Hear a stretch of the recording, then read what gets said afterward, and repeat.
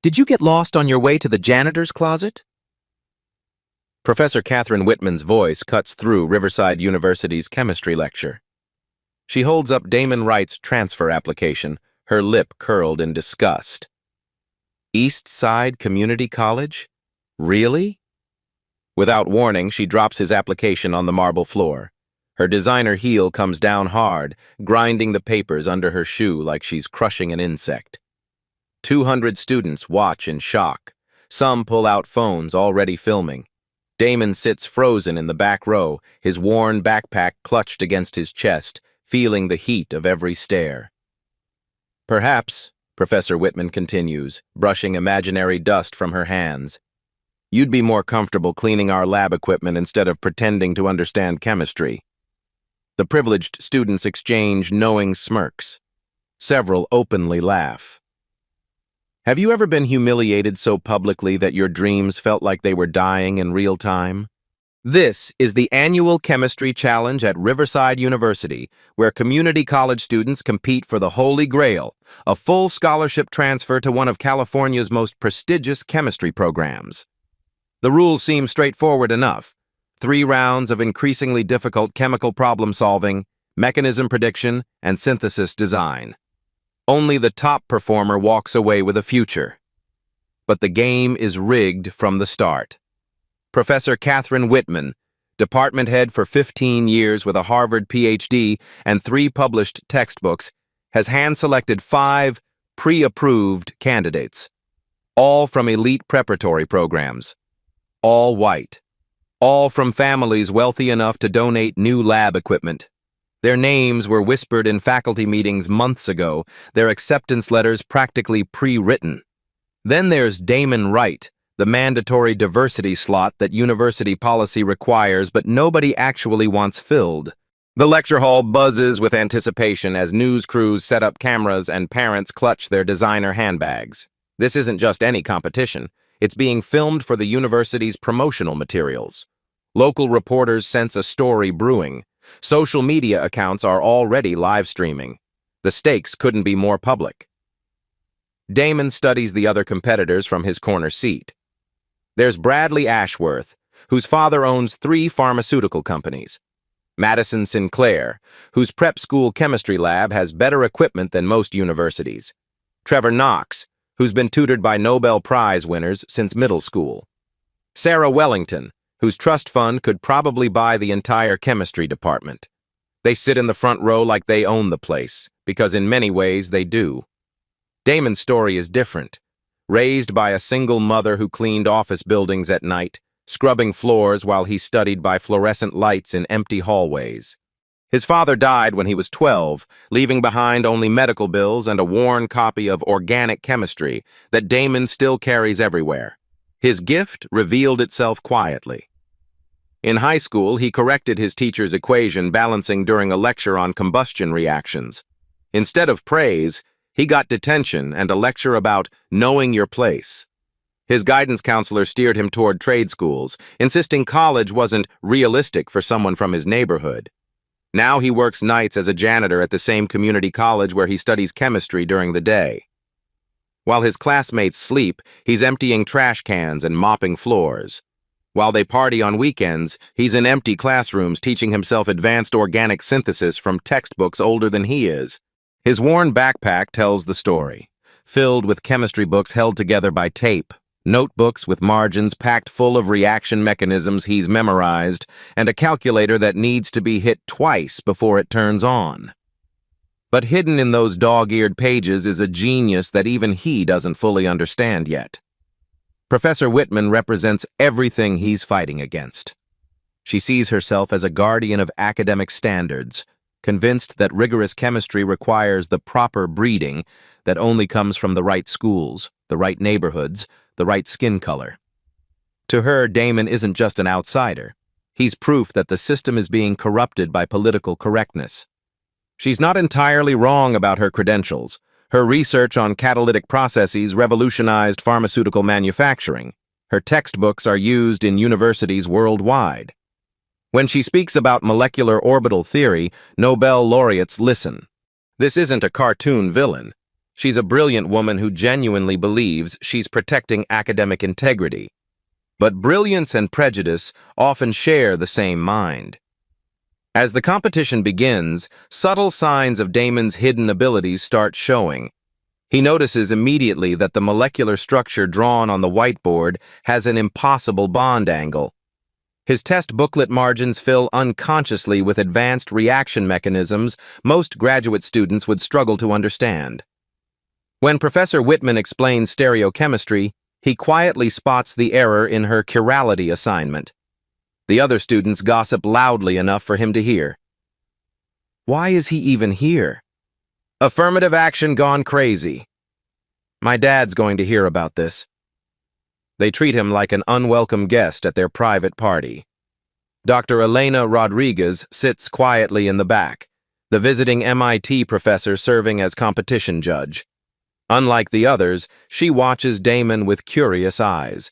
Something about his stillness, his intense focus, reminds her of herself 30 years ago when she was the only Latina in her graduate chemistry program. The cameras are rolling. The stakes are set. 200 students fill every seat, phones ready to capture whatever happens next. This isn't just about a scholarship anymore.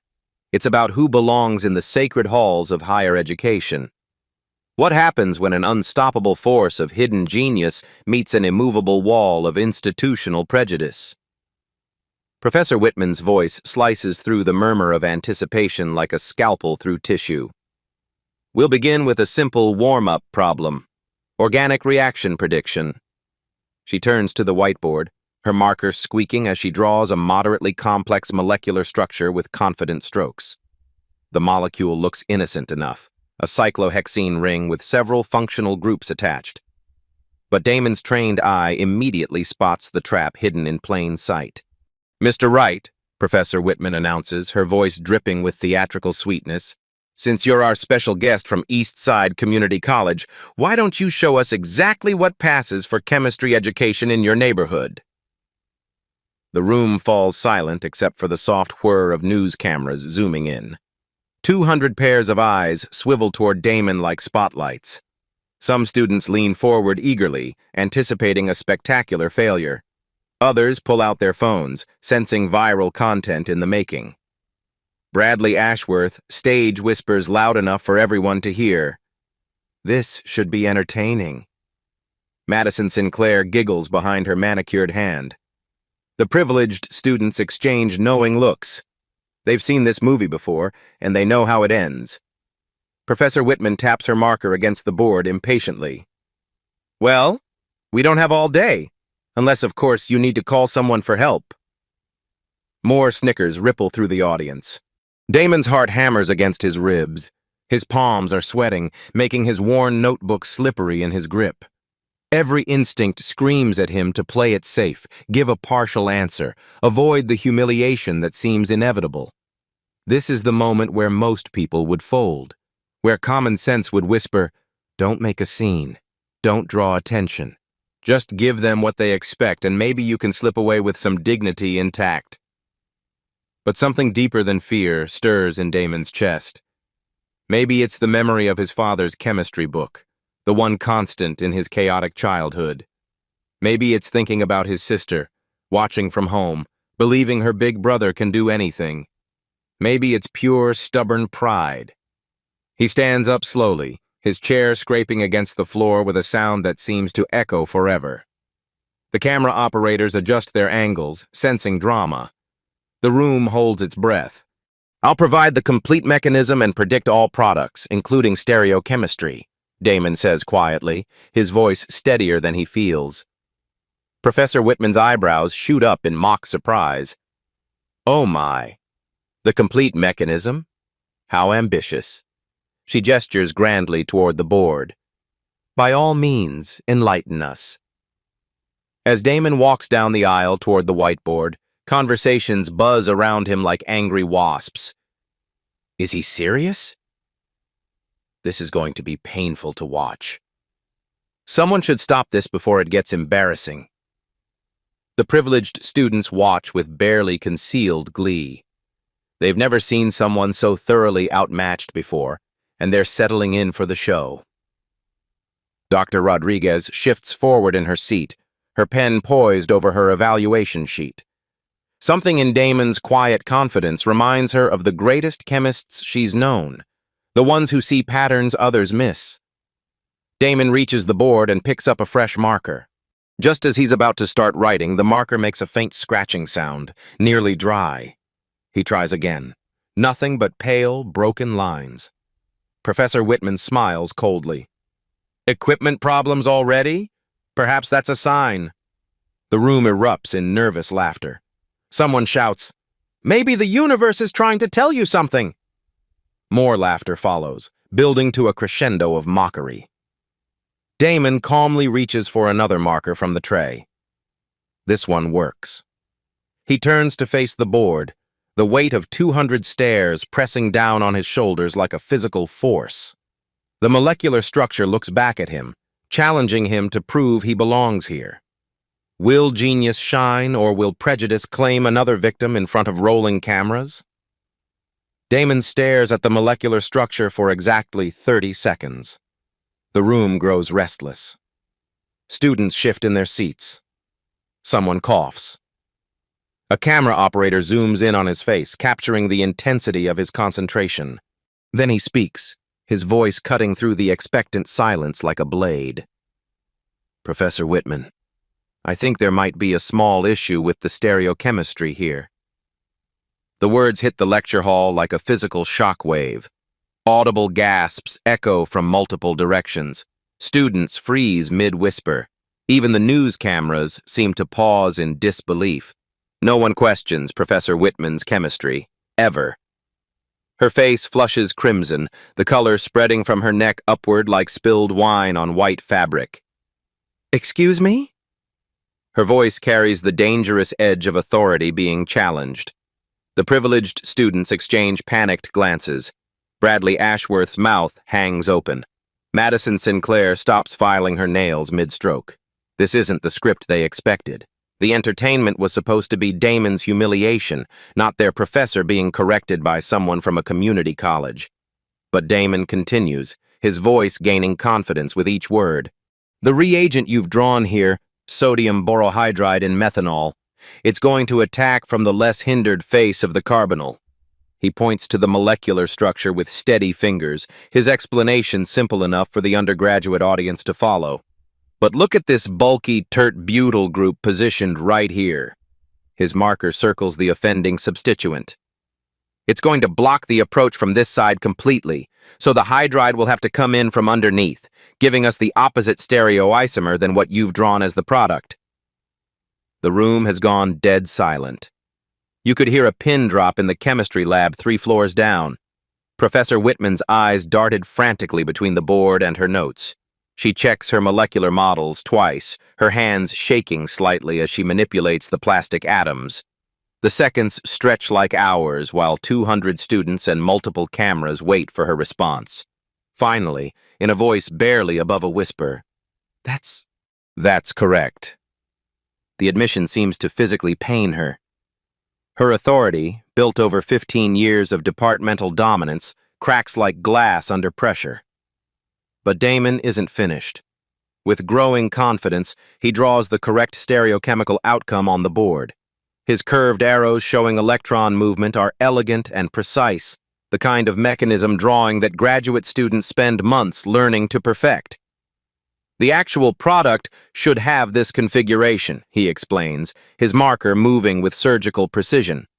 "Our configuration at this stereo center, not S configuration like the original drawing showed." Dr. Rodriguez leans forward, her evaluation sheet forgotten. She's watching something remarkable unfold. A mind that doesn't just memorize chemistry but truly understands it at a molecular level. The ripple effects spread through the room like wildfire. Students who were filming Damon's expected failure are now capturing something entirely different. Social media notifications start buzzing. The hashtag chemistry challenge begins trending locally within minutes. Professor Wittmann stands frozen at the board, her carefully constructed authority crumbling in real time. This wasn't supposed to happen. Her trap question, designed to eliminate Damon quickly and quietly, has backfired spectacularly. The other competitors look genuinely shaken. Bradley Ashworth's face has gone pale. These aren't stupid students. They recognize advanced chemistry when they see it. And they're beginning to realize that their guaranteed victory might not be so guaranteed after all. Furthermore, Damon continues, his confidence building with each word, if we wanted the stereoisomer you originally drew, we'd need to use L-selectride instead of sodium borohydride. The bulky alkoxide groups would coordinate to the carbonyl from the top face, directing the hydride delivery to give the S configuration. Now he's showing off, but in the most educational way possible.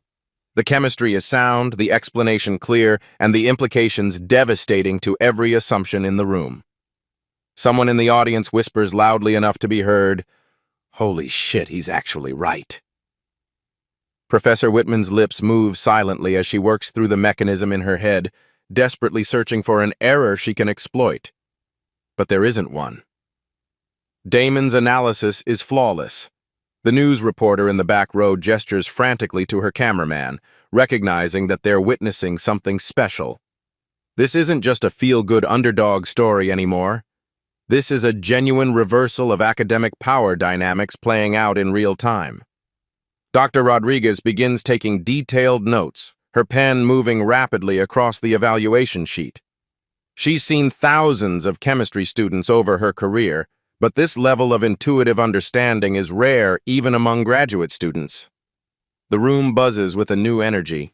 Students are no longer watching for entertainment. They're witnessing something that might change how they think about intelligence, education, and who deserves to be taken seriously. Professor Wittmann clears her throat, struggling to regain control of her classroom.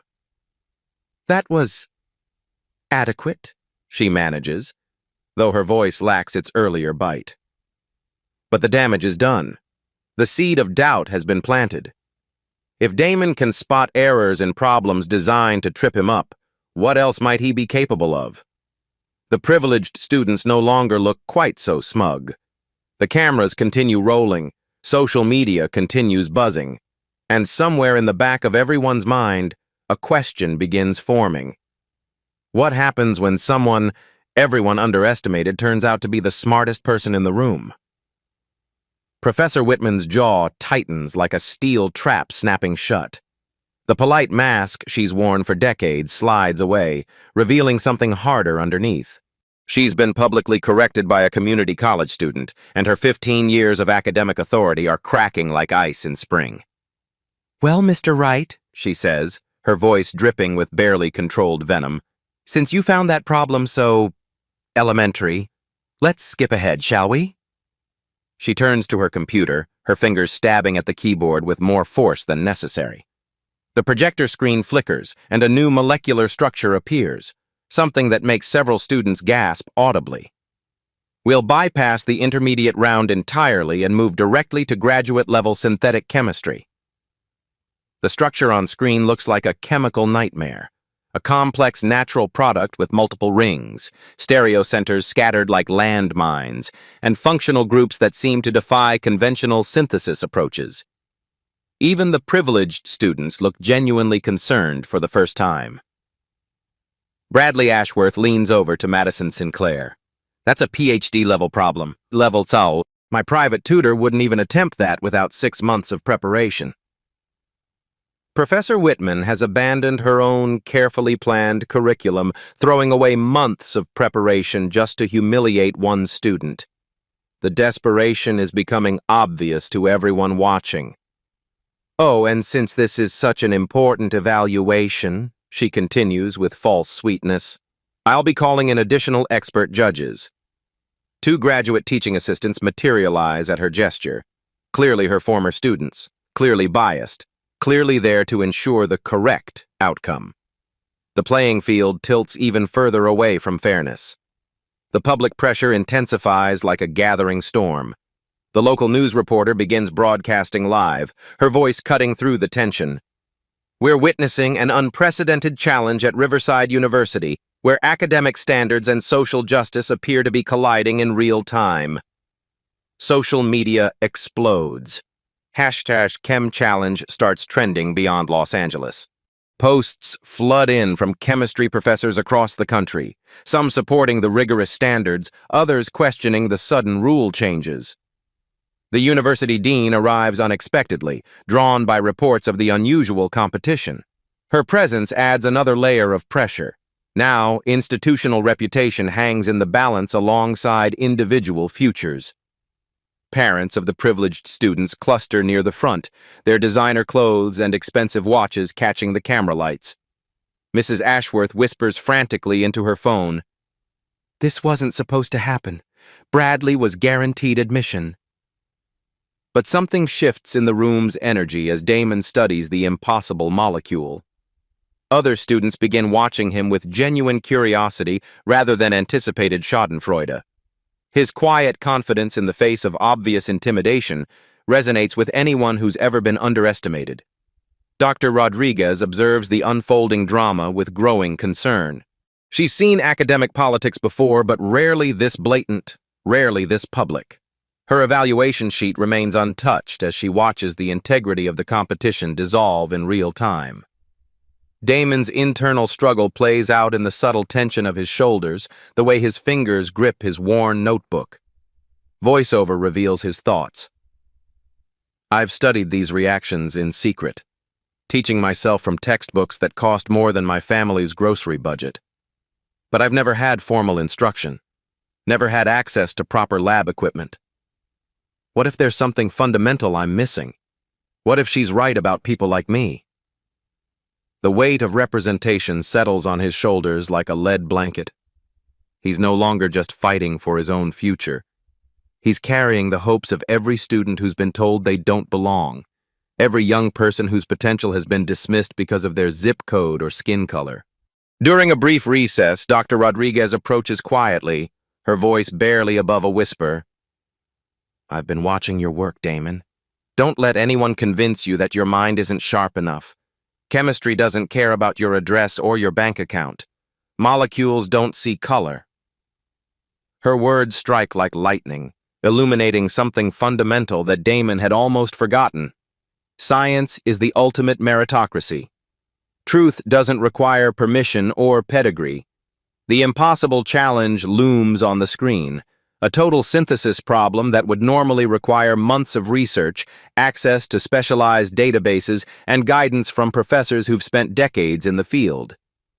Multiple plot threads weave together like complex reaction pathways. Will Damon attempt the synthesis that even graduate students fear? How will the obviously biased judges evaluate his work? What's Professor Wittmann's real endgame? Is this about maintaining standards or protecting privilege? Most importantly, are the other students beginning to root for the underdog, or will institutional pressure force them to maintain the status quo? The room buzzes with whispered conversations as everyone realizes they're witnessing something unprecedented. The cameras continue rolling, social media continues exploding, and somewhere in the gathering storm of academic politics and public scrutiny, a young man from the wrong side of town prepares to attempt the impossible. Can raw talent triumph over institutional bias when the entire world is watching? The clock on the wall ticks like a time bomb, 20 minutes to solve what normally takes graduate students months to even approach. Damon approaches the whiteboard with the measured steps of someone walking to their own execution. Or their coronation. The complex natural product stares back at him from the projection screen like a molecular monster. Multiple rings twisted together in impossible geometries. 7 stereo centers that need perfect control. Functional groups that seem to actively hate each other. But then something remarkable happens. Mini-win. Damon's eyes scan the structure for less than 30 seconds before his face lights up with recognition.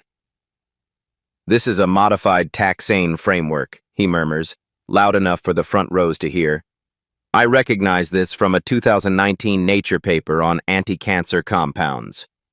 His marker moves confidently across the board, sketching the basic skeleton in clean, elegant lines. The privileged students exchange worried glances. That level of literature knowledge isn't supposed to come from community college. Mini loss. But as he begins planning his retro-synthetic approach, his marker starts running dry again. The lines become faint, broken. Professor Wittmann's smile returns like a predator scenting weakness. Equipment problems again, Mr. Wright? Perhaps this is nature's way of telling you to know your limits. Scattered laughter ripples through the room, though it sounds less confident than before. Mini-win. Damon calmly replaces the marker and pivots to an entirely different synthetic strategy.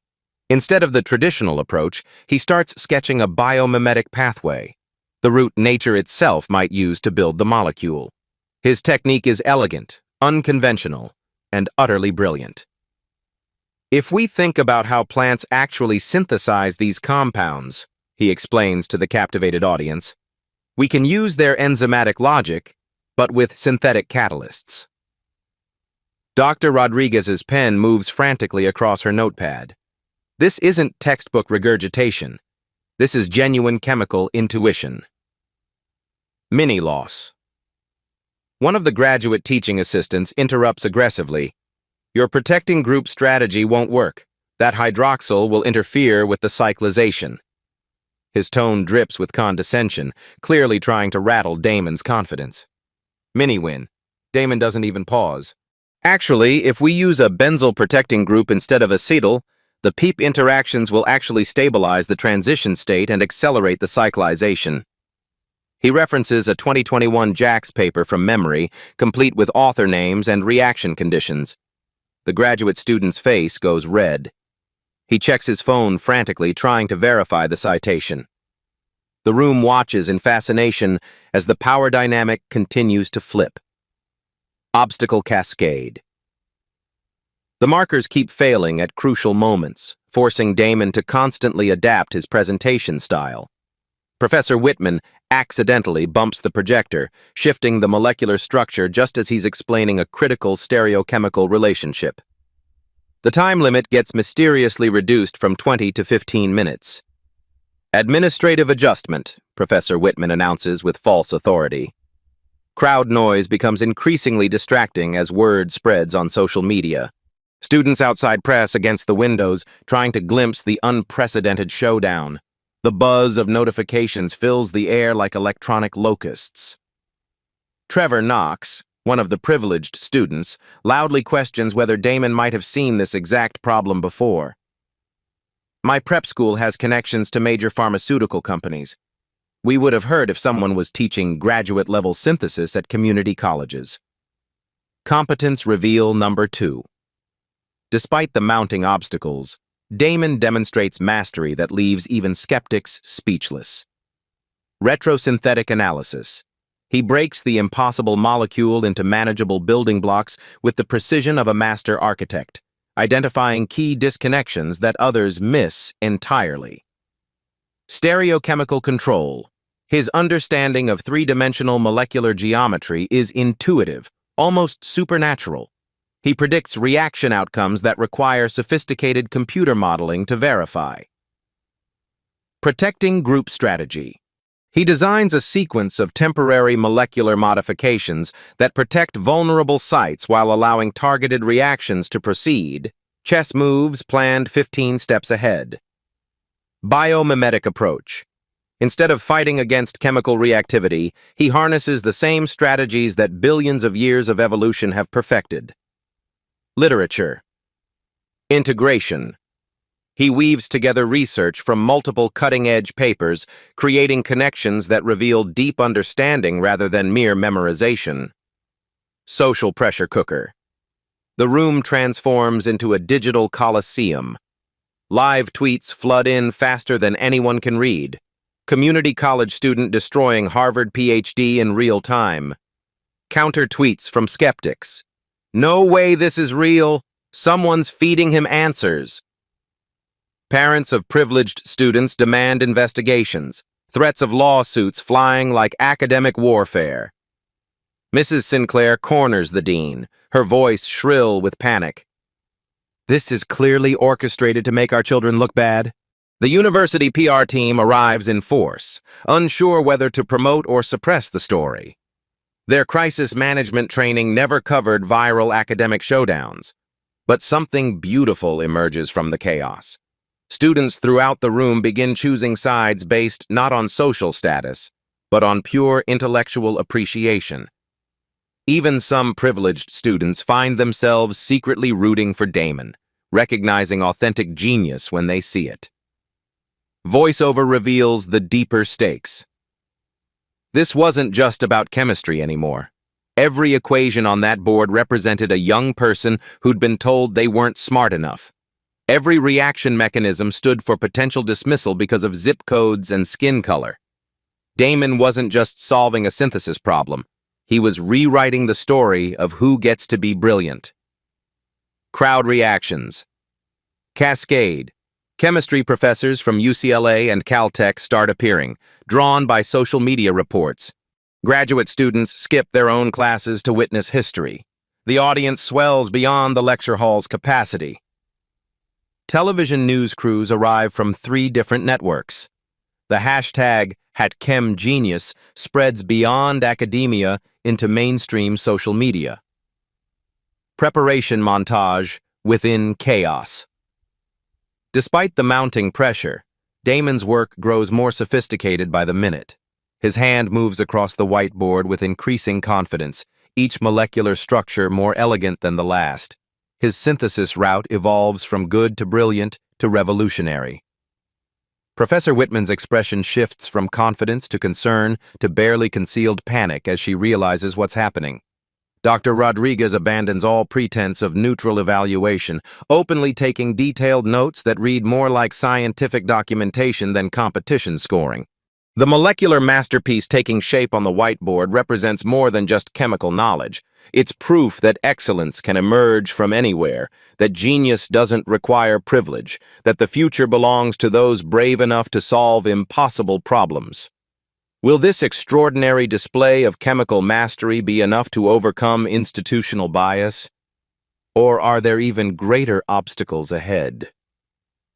Just as Damon puts the finishing touches on his elegant synthetic pathway, Professor Wittmann's voice cuts through the room like a scalpel through flesh. "I'm afraid there's been a fundamental misunderstanding here." The words hit the audience like a physical blow. Conversations die mid-sentence. Cameras zoom in on her face, capturing the cold satisfaction spreading across her features like spilled acid.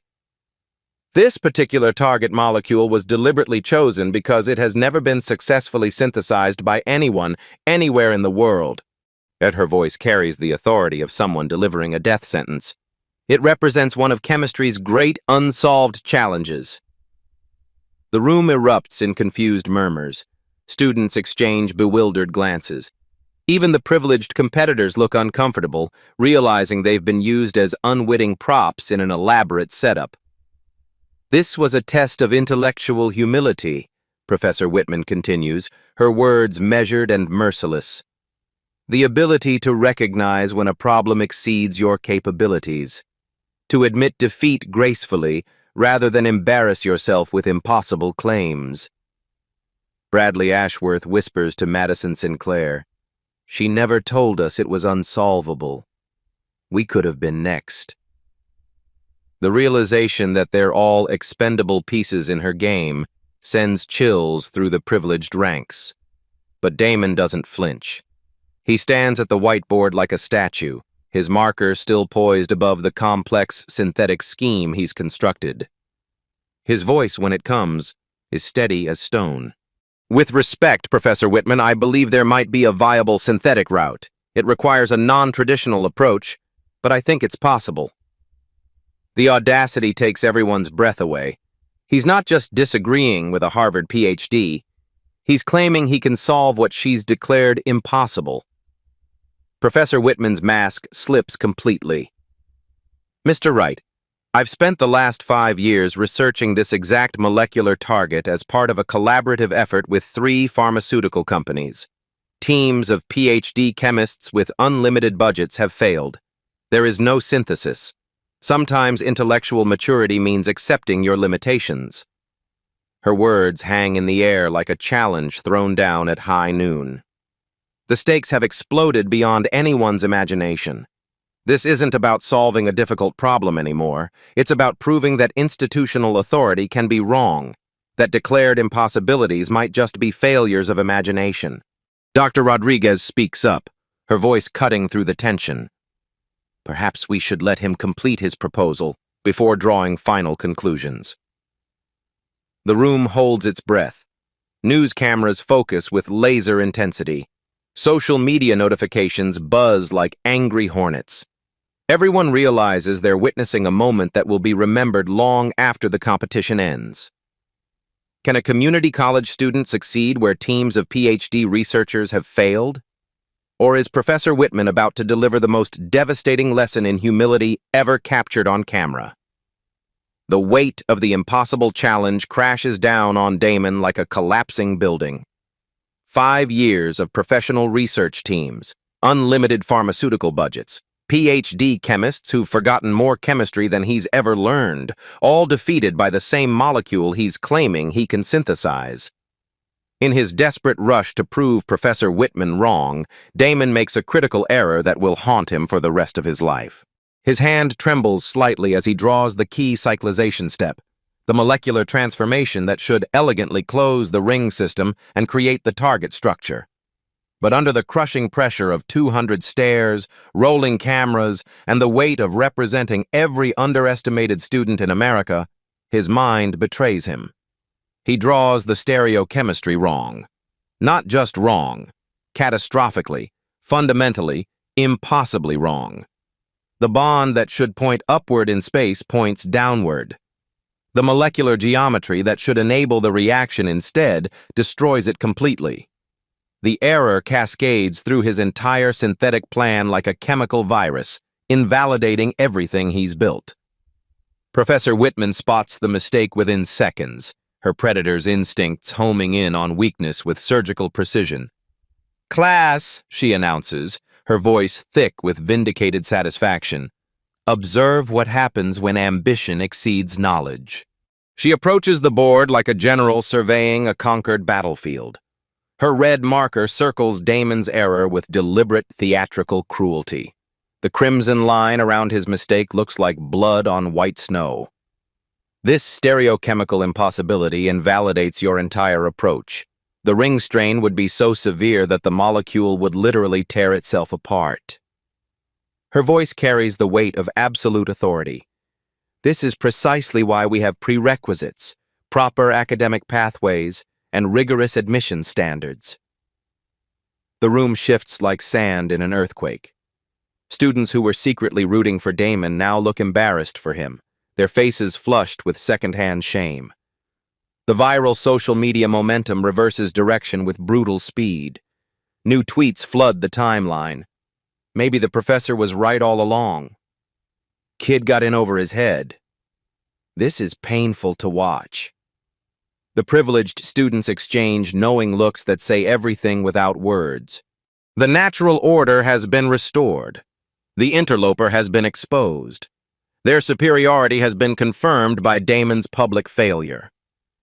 Madison Sinclair actually giggles behind her manicured hand, the sound carrying across the silent room like breaking glass. Damon's internal world collapses like a house of cards. Voiceover reveals the devastating thoughts racing through his mind. Maybe she was right. Maybe I don't belong here.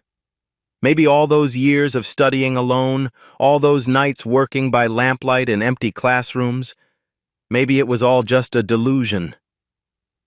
Maybe people like me really don't have what it takes. His hands shake visibly now. When he tries to speak, his voice cracks like a 13-year-old boy's, betraying the insecure teenager hiding beneath all that chemical knowledge. For the first time since entering the room, he looks exactly like what Professor Wittmann always claimed he was, a kid from the wrong neighborhood, out of his depth, drowning in waters too deep for him. The deeper wound comes next, delivered with surgical precision. "Mr. Wright," Professor Wittmann says, her voice softer now but somehow more cruel, "there's no shame in recognizing your proper level. Perhaps you'd be happier in our general chemistry program, where the expectations are more appropriate to your background." The words hit harder than any physical blow could. They carry the weight of every teacher who'd dismissed his potential, every guidance counselor who'd steered him away from his dreams, every voice that had whispered, he wasn't good enough. Damon sets the red-stained marker down on the board's ledge with infinite care, like he's placing a funeral flower on a grave. He turns away from his ruined masterpiece, his shoulders sagging under the weight of public humiliation. The cameras continue rolling, documenting his walk of shame. News crews sense the story shifting beneath them. Social media prepares for a very different kind of viral moment. Then, just as Damon reaches his seat and the room begins to buzz with post-mortem whispers, Dr. Rodriguez stands up. "Damon," she says quietly, but her voice carries to every corner of the room. "What if the error isn't in your strategy? What if your approach is actually revolutionary and you just made a simple stereochemical mistake under pressure? Will this spark be enough to reignite a dream, or has the damage already been done?" Dr. Rodriguez's words hit Damon like lightning striking a dead tree, bringing it back to life. He stops mid-stride, his hand frozen on his backpack strap. The room holds its breath as he slowly turns back toward the whiteboard. For 30 seconds that feel like eternity, he stares at his work with the intensity of a surgeon examining X-rays. His eyes trace every bond, every arrow, every stereo center. Then, like sunrise breaking through storm clouds, understanding dawns on his face. "The stereochemistry," he whispers, then louder, "It's just the stereochemistry." Professor Wittmann's confident smile falters like a candle in the wind. "Mr. Wright, your entire approach is fundamentally—" "No." Damon's voice cuts through her dismissal with quiet authority. "My retrosynthetic strategy is correct. I just drew one bond wrong." He walks back to the board with renewed purpose, each step more confident than the last. The cameras track his movement like predators following prey, except now they're not sure who's the hunter and who's the hunted. Picking up a fresh marker, Damon erases his stereochemical error with surgical precision. His hand doesn't shake now. His voice doesn't crack. When he redraws the critical bond with the correct three-dimensional orientation, the entire synthetic pathway transforms from impossible to inevitable. The corrected approach unfolds. The issue with previous synthetic attempts, Damon begins, his explanation clear enough for undergraduates but sophisticated enough to impress PhD chemists, was assuming this cyclization had to be thermal. But if we use photochemical activation with visible light catalysis, the stereochemistry actually works in our favor. His marker moves across the board like a conductor's baton, orchestrating molecular transformations with elegant precision. Competence reveal number 3, the grand payoff, stereochemical mastery. He fixes the ring closure with perfect three-dimensional visualization, showing how the corrected geometry enables rather than prevents the crucial bond formation. Innovative strategy. His biomimetic approach doesn't fight against chemical reactivity. It harnesses the same evolutionary logic that nature perfected over millions of years. Cutting-edge integration. He references photoredox catalysis methodology from 2023 papers, demonstrating not just knowledge, but understanding of the field's bleeding edge. Problem-solving brilliance. Each obstacle that stopped previous research teams becomes a stepping stone in his pathway, turned from liability to advantage through creative thinking. Synthetic artistry. The final route he presents is more than just viable. It's elegant, efficient, and genuinely innovative. Professor Wittmann's face goes through a spectrum of emotions like a chemical indicator changing colors. She checks her phone frantically, searching chemical databases for any flaw she can exploit. Her fingers fly across PubMed, SciFinder, Reaxys, every resource available to professional chemists. But there's nothing there. No contradictory data, no fatal flaws, just the growing, terrible realization that she's been intellectually outmaneuvered by the student she tried to destroy. The moment of truth. Damon completes his corrected synthesis and steps back, his work spread across the whiteboard like a molecular masterpiece. The pathway is clean, logical, and beautiful in the way that only truly great chemistry can be. The room falls into cathedral silence. Even the social media notifications seem to pause in respect. Professor Wittmann approaches the board like a condemned woman walking to the gallows. She studies every reaction, every mechanism, every stereochemical transformation with the desperation of someone searching for salvation that doesn't exist. Minutes pass. The audience barely breathes. News cameras capture every second of her verification process, the mounting tension visible in her increasingly rigid posture. The 3 golden beats. Beat 1, pointing out the subtle flaw. "Professor Wittmann," Damon says with quiet confidence, "the breakthrough is recognizing that previous approaches failed because they treated this as a thermal cyclization problem. But recent advances in photoredox catalysis, specifically Macmillan's 2023 work on visible light activation, provide an entirely different pathway." His explanation is patient, educational, devastating in its clarity. Beat 2. Public reversal. "I understand why this molecule seemed impossible to synthesize. Traditional methods create insurmountable ring strain. But if we think like nature thinks, using cascade reactions triggered by light instead of heat, the stereochemistry actually guides us toward success instead of failure." He traces the reaction pathway with his finger, showing how each step flows naturally into the next, like water finding its way downhill. Beat 3. The authorities' reluctant admission. Professor Wittmann's voice, when it finally comes, is barely above a whisper. The synthesis appears to be viable. The words seem to physically pain her, extracted like a confession under torture. But the room demands more. 200 students, news cameras, social media audiences, they all sense that history requires a complete acknowledgement. Louder, forced by the weight of undeniable evidence and public scrutiny.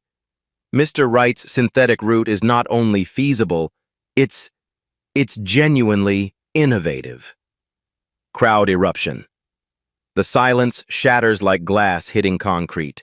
Explosive applause erupts from every corner of the room, building to a crescendo that seems to shake the building's foundations. Students leap to their feet, phones recording frantically. Even some of the privileged competitors find themselves clapping despite everything they've been taught about social hierarchy and academic gatekeeping. Dr. Rodriguez openly applauds, her evaluation sheet forgotten as she witnesses something that will reshape how she thinks about talent and potential.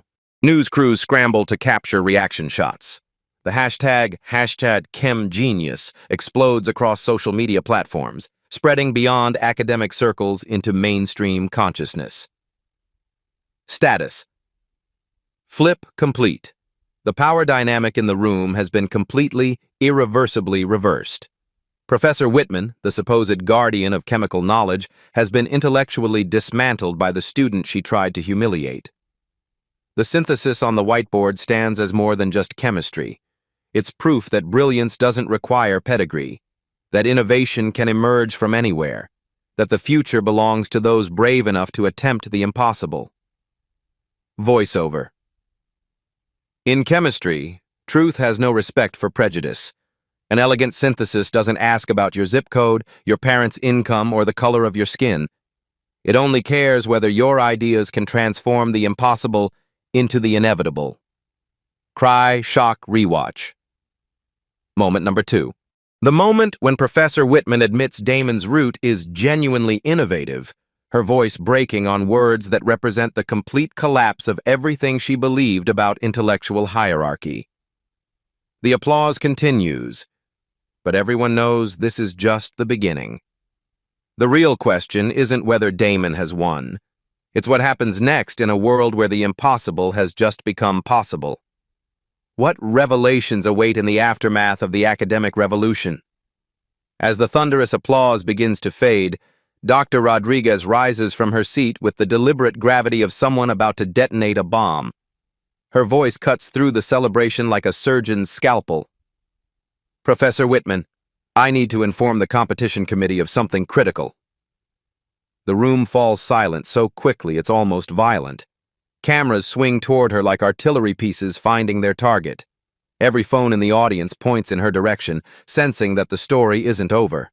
This molecular target, the one you declared impossible to synthesize, was successfully prepared 18 months ago by Professor Yamamoto's team at Tokyo University. Their work was published in Nature Chemistry with a 15-step synthetic route. The words hit Professor Wittmann like physical blows. Her face drains of color so completely she looks like a corpse standing upright. Furthermore, Dr. Rodriguez continues with prosecutorial precision, as a tenured chemistry professor and department head, you would have received automated alerts about any publications related to your research interests. You knew this synthesis existed. The implication hangs in the air like poison gas. This wasn't academic rigor or intellectual humility testing. This was a premeditated setup designed to destroy a student's future based on prejudice and lies. The audience processes the revelation in real time. Students exchange horrified glances. Parents of privileged competitors shift uncomfortably, realizing their children were also manipulated as props in an elaborate deception. Bradley Ashworth whispers loud enough to be heard, "She was going to fail all of us just to get rid of him?" Professor Wittmann's mouth opens and closes soundlessly, like a fish drowning in air. With news cameras rolling and university administration present, she's trapped between confession and perjury. The literature is extensive. One cannot be expected to monitor every... Her voice trails off into incoherent mumbling. Dr. Rodriguez delivers the final blow.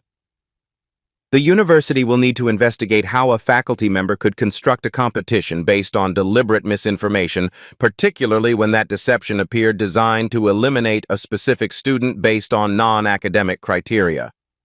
Social media explodes again, but this time with righteous fury. Ashkaftaj's chemistry scandal begins trending alongside Haichem Genius. The story transforms from feel-good underdog victory to explosive exposé of institutional bias. The revelation doesn't just vindicate Damon. It proves the entire system was rigged from the beginning. What happens when prejudice gets exposed in front of the entire world? The aftermath unfolds like a perfectly orchestrated chemical reaction, each consequence flowing inevitably from what came before. Within 72 hours, Damon receives not just the original scholarship, but a full academic fellowship with research opportunities that most graduate students can only dream of. MIT calls, Stanford calls, Caltech practically begs him to visit their campus. Professor Wittmann submits her early retirement papers that same week, her 15-year reign of academic gatekeeping ending not with ceremony but with shame. The investigation reveals a pattern of bias that forces the university to completely overhaul its evaluation processes. But the real magic happens 6 months later. The synthesis route that made Damon famous became the foundation for his first published research paper, a breakthrough in anti-cancer drug development that pharmaceutical companies line up to license. The impossible molecule turns out to hold the key to treating aggressive brain tumors. His younger sister gets into Berkeley on a full scholarship, inspired by watching her brother rewrite the rules of what's possible. Their mother cries happy tears for the first time in years, holding a newspaper article with Damon's photo under the headline, "Community College Student Revolutionizes Cancer Research." The story ripples outward like waves from a stone thrown into still water. Community colleges across the country report surges in chemistry enrollment. Students who'd been told they weren't college material suddenly see new possibilities stretching before them like unexplored territories. Dr. Rodriguez becomes Damon's research mentor, their partnership producing innovations that neither could have achieved alone. She often tells colleagues that teaching him taught her more about chemistry than 30 years of traditional research. The final scene shows Damon at a whiteboard again, but now he's the teacher. His students are diverse faces from backgrounds the old system would have dismissed. Immigrants, first-generation college students, kids from neighborhoods where dreams usually die young. His voice carries the same quiet confidence that stunned a lecture hall that day. Excellence doesn't require permission. It doesn't need the right zip code, connections, or skin color. It just needs opportunity, and the courage to seize that opportunity when everyone expects you to fail. Call to action. If this story moved you, if you've ever been underestimated or seen someone's potential dismissed because of prejudice, share it. Comment below about a time when someone surprised you with their hidden talents. Subscribe to Black Soul Stories to hear more stories about ordinary people doing extraordinary things when given the chance to shine. The future belongs to those brave enough to solve impossible problems.